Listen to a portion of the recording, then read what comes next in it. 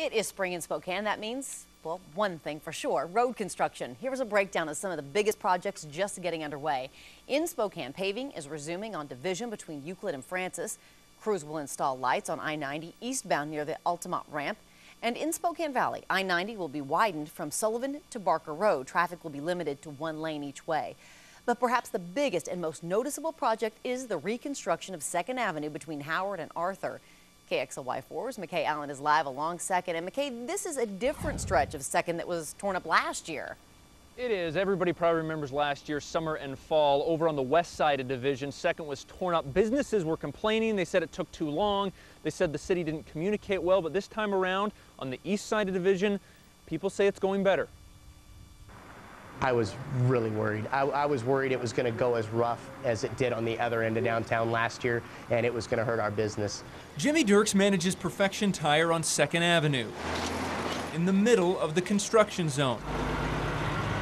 And he remembers last year. He remembers businesses on the other side of Division struggling as construction delayed again and again and again. It's been really smooth, and I think maybe they've learned something from the mistakes they made last time. And I think probably the city is trying to do a better job than what they did on the first section. Down the street in the teeth of the construction zone at Something Else Deli, they were worried too.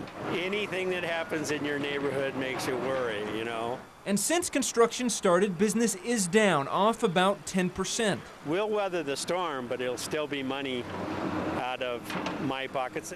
But he says the city has communicated with business as well. That was a major complaint from businesses last year, and the project appears to be ahead of schedule. They've been very proactive so far. So far. 2 weeks in, that's the important phrase. Things are okay for these businesses so far. But as weeks of construction turn into months, will customers keep showing up? Just about everybody coming in is saying, wow, that sure was a trek to get in here.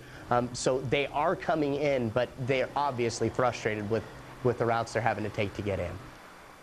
And businesses tell me the city's done a much better job of communicating with them this time around. They've done a much better job, everything from information packets to more community meetings. And the city told me they learned some things from last summer and fall with the 2nd Avenue construction over there as well.